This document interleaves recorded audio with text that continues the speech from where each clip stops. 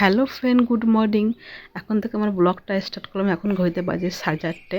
তো চলো, ওরা স্নান করে চলে এসেছে, কিন্তু আমি উঠেছি কিন্তু 4টের সময়, যেহেতু আমাকে কাপড় জামা চেঞ্জ করতে হলো আর ঘর দৌড় সব ঝাড় দিতে হলো, নাহলে ওরা খেতে পারবে না বাসি ঘরে। তো চলো, এখানে ফলগুলো কাটবো আর ছানা আর ছোলা দেবো, গুড় দেবো, খেজুর আছে, তারপর তো মানে চেরি ফল আছে, শুকনো সন্দেশ আছে। তো চলো এদিকগুলো আস্তে আস্তে এগুলো কেটে দিয়ে দিই, কারণ সন্ধে মানে একদম সকাল হয়ে গেলে ওরা খেতে পারবে না, কারণ অন্ধকার থাকতে তো খেতে হবে। তা তোমার দাদাভাই বলছে, মা বলছে তাড়াহুড়ো করতে হবে না, আস্তে আস্তে দাও, অনেকটা সময় আছে। আমি না তাড়াহুড়ো করবো না, দুজনের ফল কেটে দেবো, গুছিয়ে দেবো, আর না হলে লেট হয়ে গেলে তোমরা খেতে পারবে না, তোমরা এই খাবে বা সেই সন্ধেবেলা খাবে, তাই না? তো চলো ওদেরকে আস্তে আস্তে সব থালায় সব সাজিয়ে দিয়ে দিলাম, তোমার দাদাভাইকে আর আমার দেওরকে। আর ওরা না এখন তো নর্মাল জল খাবে না, ওরা এখন গঙ্গা জল খাবে। তা চলো বন্ধুরা, তোমরা কেমন আছো? আশা করি তোমরা খুব ভালো আছো, আমার পরিবারও খুব ভালো আছে, আমিও খুব ভালো আছি। তা চলো, যে সকল বন্ধু আমার চ্যানেল দেখছে, তোমাদেরকে আমার চ্যানেল তরফ থেকে অনেক অনেক ভালোবাসা রইলো। যে সকল বন্ধু এখনও অবধি আমার চ্যানেলকে সাবস্ক্রাইব করেনি, তাই প্লিজ আমার চ্যানেলকে সাবস্ক্রাইব করে আমার চ্যানেলের পাশে থাকুন। আর তোমাদের দাদাভাই আর আমার দেওর, ওরা কিন্তু উত্তরি গলায় নিয়ে নিয়েছে, কিন্তু উত্তরি গলায় নিয়ে নিচে মানে ওরা আর ঘরে থাকবে না, ঠিক আছে? ওরা সবসময় মন্দিরেই পড়ে থাকবে।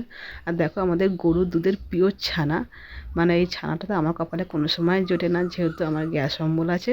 আর ওখানে মা দাঁড়িয়ে দাঁড়িয়ে দেখছে যে আমি কীভাবে ঠিকঠাকভাবে দিচ্ছি কি না দিচ্ছি। তো মা বললো, বেশ ঠিকঠাকভাবেই দিচ্ছ, অসুবিধা নেই। আর এই ছানা দেখো, পুরো পিওর ছানা, মানে ঘরের তৈরি, দেখেই কিন্তু ভালো লাগছে, কিন্তু কী করবো, কিছু করার নেই, আমার তো খাওয়া উচিতই না, আমার খেলে প্রচণ্ড গ্যাস অম্বল হবে, তাই আমি খেতে পারি না। তা চলো, ওরা খাওয়া দাওয়াটা সেরে নিক।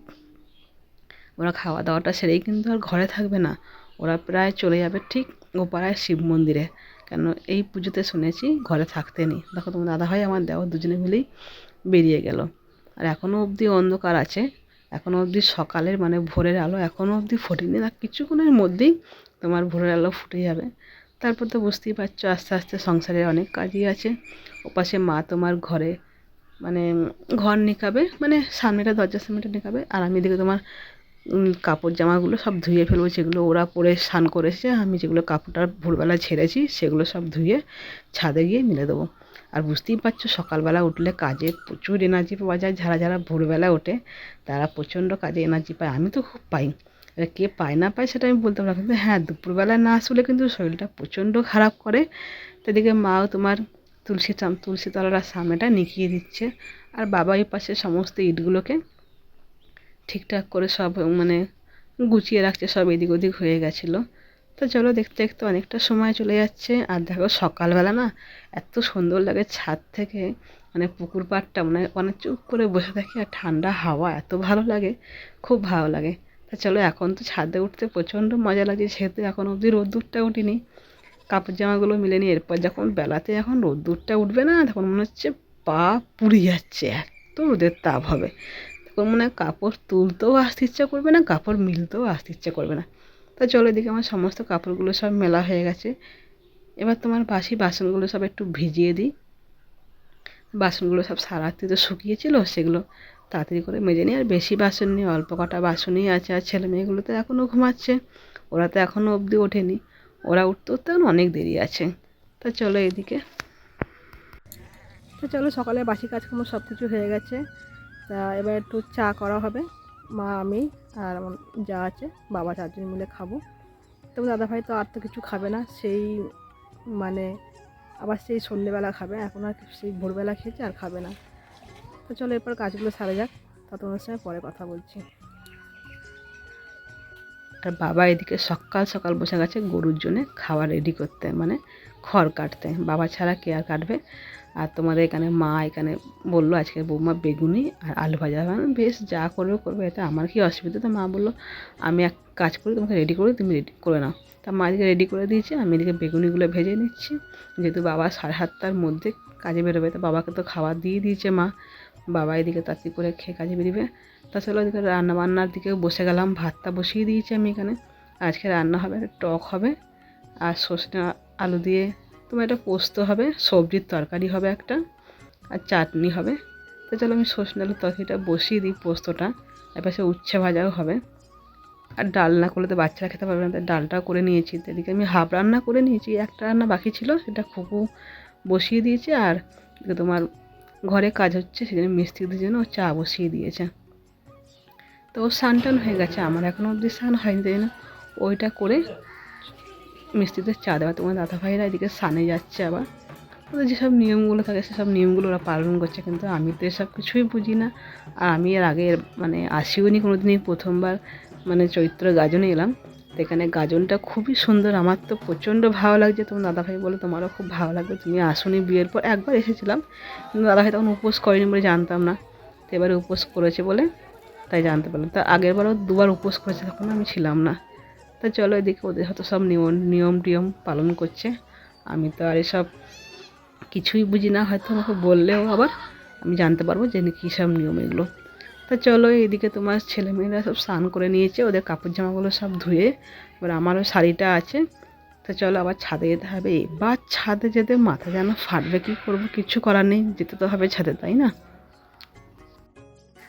তা চলো দেখো শান্ত হয়ে গেছে, এবার ছাদে চললাম। এই যে কাপড় জামা আছে, কাপড় জামাগুলো মিলে দেবো, কত অনেক কাজই আছে এখানে। কাপড় জামাগুলো চলো শুকিয়ে সেগুলো তুলে নেবো সব কটা। চলো জামা প্যান্টগুলো মিলে দিই। তা চলো চলে এলাম ছাদে কাপড় জামাগুলো মিলতে আর তুলে নিয়ে যেতে।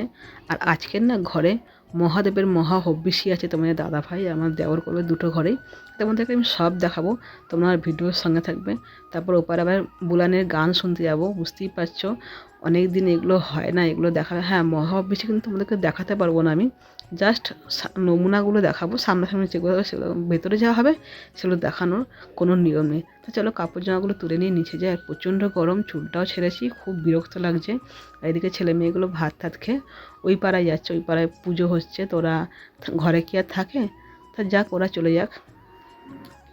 দুটো ঘরে এখানে হোমের ব্যবস্থা করা হয়েছে, তারা দুই ভাই মিলেই করবে, মা হব্বিষি বলছে যেটা মা, তার দুটো ঘরেই ব্যবস্থা হয়েছে, একটা মা করলো আর একটা বাবা মানে করেছে, তোমরা দেখাচ্ছি চলো।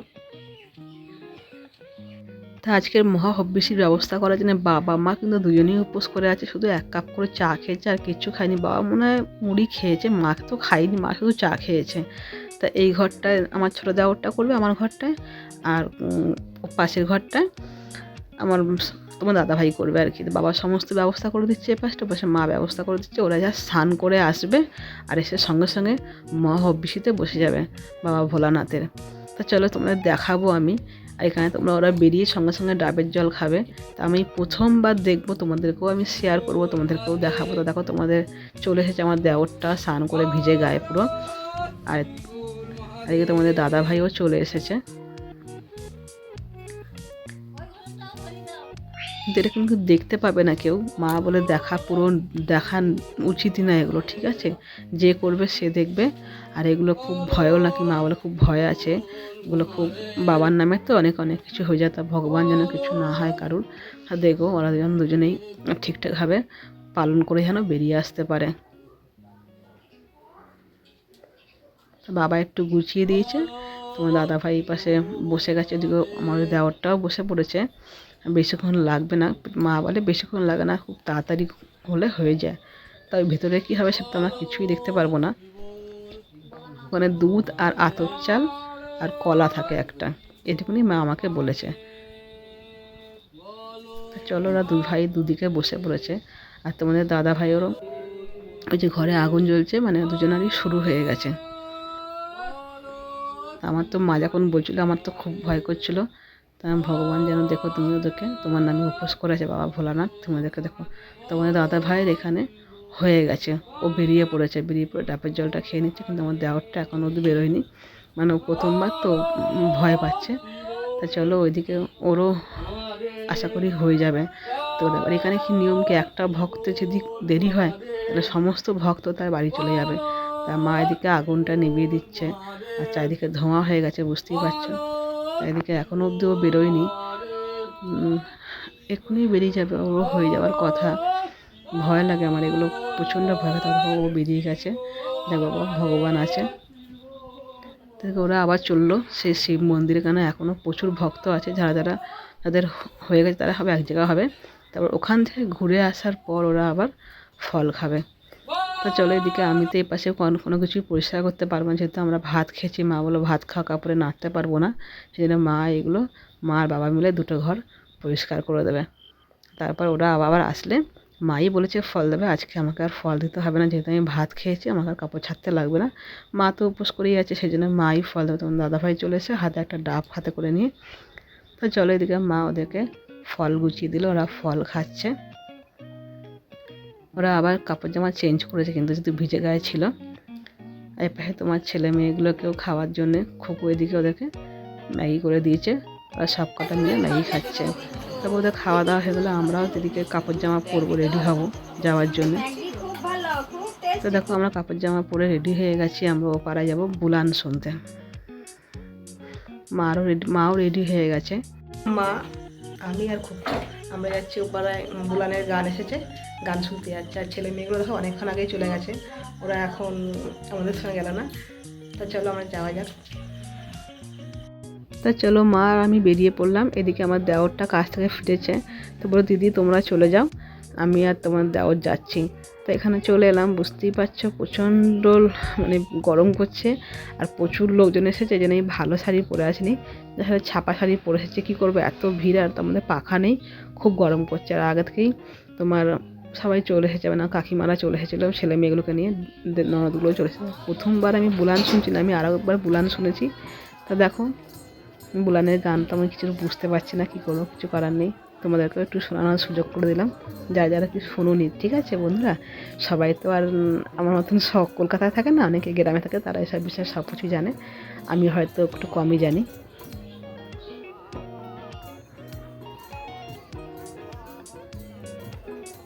তো চলো ভিডিওটা আমি এখানেই শেষ করি। তোমাদের এই ভিডিও যদি কোনো কিছু ভালো লাগে সেটা লাইক করে, আমার চ্যানেল শেয়ার করো, অতি অবশ্যই কমেন্ট করে জানাও তোমার আমার ভিডিও কেমন লাগে না। যে তোমার সাথে দেখা হবে তুমি কোনো video. Tata, bye bye, good night বন্ধুরা।